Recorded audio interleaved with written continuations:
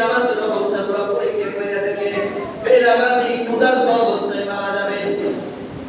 তাকে যদি সমুদ্র সমান, যদি সমুদ্রের পুরা পানি যদি তাকে যদি পান করানো হয়, তার পিপাসা মিটবে না।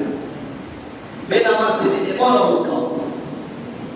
মৃত্যুর সময় যখন সে মৃত্যুবরণ করবে, অনেকে চামচ দিয়ে পানি দেয়। কেন? তার পিপাসা মিটে না, পানি দেয়, বারবার পানি দেয়, পিপাসা মিটে না।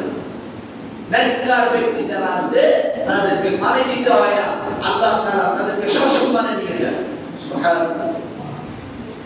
এজন্য ভাই, মৃত্যু এমন এক জিনিস, মৃত্যু তো বরণ করতেই হবে। মৃত্যুবরণ করার আগে একবার, মৃত্যুবরণ করার আগে কবরের মাটি, কবরের সামানা উঠাই একবার তৈয়ার করে নেন। নেক আমল তো কিছুই করেন না, অন্তত 5 ওয়াক্ত নামাজ পড়বেন। বেনামাজের আরেকটা শাস্তি, বেনামাজের কবরকে আল্লাহ তাআলা এমন ভাবে ফেরেশতাদেরকে ডাক দিবেন, আল্লাহ বেনামাজের কবরগুলোকে আল্লাহ তাআলা ফেরেশতাদেরকে ডাক দিয়ে বলবেন, কবরকে এমন ভাবে মিশানোর জন্য 2 দিক থেকে এমন ভাবে চাপ দেওয়া হবে।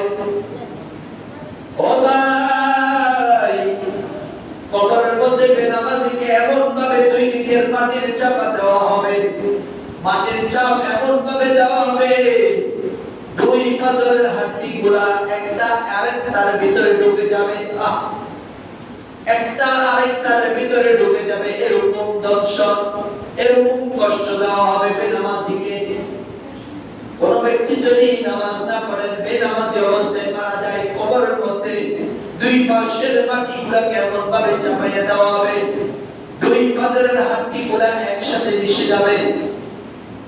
আরেকটা শাস্তি হলো, আল্লাহ তাআলা ওই কবরের মধ্যে, বেনামাজির কবরের মধ্যে একটা বিষাক্ত সাপ দিবেন, যার দৈর্ঘ্য হবে 1 দিনের রাস্তা। 1 দিনের রাস্তা কোন ব্যক্তি হাঁটতে হাঁটতে যদি যায়, কতটুকু হবে?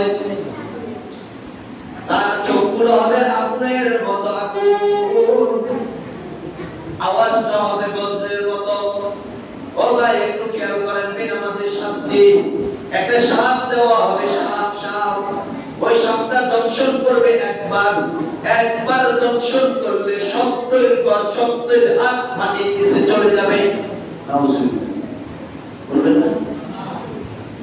70 হাত মাটির নিচে আল্লাহ তাআলা তাকে নিয়ে যাবে, ওখান থেকে আবার উঠাবে, আবার উঠাইয়া আবার দংশন করবে, আবার 70 গজ নিচে যাবে। বেনামাজিকে শাস্তি দেওয়া, একবার দর্শন করবেন, 70 গজ নিচে চলে যাবে, আবার উঠাবে, আবার দর্শন। ওই সাপ ডাক দিয়া বলবেন, ও বান্দা, আল্লাহ তাআলা আমাকে আদেশ করেছেন আমাকে কতক্ষণ দর্শন করার জন্য, কতক্ষণ দর্শন করার জন্য বলেছেন? ফজরের থেকে শুরু করে সূর্যোদয়ের আগ পর্যন্ত তোমারে দর্শন করার জন্য বলেছেন। এভাবে দর্শন করতে করতে ফজর থেকে সূর্যোদয়ের আগ পর্যন্ত ফজরের নামাজ পড়া নাই, ফজর থেকে নিয়ে শুরু করে একবারে সূর্যোদয়ের আগ পর্যন্ত দর্শন করা হবে। এরপরে আবার জোহর থেকে জোহরের নামাজ পড়া নাই, জোহর থেকে শুরু করে আবার আসর পর্যন্ত দর্শন। এরপরে আসরের নামাজ পড়া নাই, আসর থেকে নিয়ে মাগরিব পর্যন্ত দর্শন। এরপরে মাগরিবের নামাজ পড়া নাই, মাগরিব থেকে নিয়ে এশা পর্যন্ত দর্শন। এভাবে করতে করতে আল্লাহ তাআলা আবার এশা থেকে এশার নামাজ পড়া নাই, এশা থেকে শুরু করে আবার ফজর পর্যন্ত এভাবে দর্শন। এভাবে দর্শন করতেই থাকবে। কতদিন করবে? 1 দিন 2 দিন না, 1 দিন 2 দিন নয়, কিয়ামতের আগ পর্যন্ত এভাবে দর্শন করতেই থাকবে। আফসোস, আমরা নামাজ পড়ি না। মৃত্যুবরণ করতেই হবে, মৃত্যু আমার সামনে আসবে, কার কখন মৃত্যু হবে বলা যায় না। ও যুবক ভাই, একটু করে বলি, হাতে ধরে পায়ে ধরে বলি, আজকেও দেখলাম বদরের সময় মাত্র 3 থেকে 4 জন মানুষ কি করেন। অন্যান্য ওয়াক্তের সময় মাশাআল্লাহ 2-4 জন পাওয়া যায়, কিন্তু বদরের সময় মোটেই পাওয়া যায় না। ফজর আর এশা কোন ব্যক্তি যদি জামাতে পড়তে পারে, আল্লাহ রাসূল সাল্লাল্লাহু আলাইহি ওয়াসাল্লাম বলেন, সে সারা রাত ইবাদত করলে যে সওয়াব পেত, আল্লাহ তাআলা তার আমলনামার ভিতরে সওয়াব দিবেন। সুবহানাল্লাহ।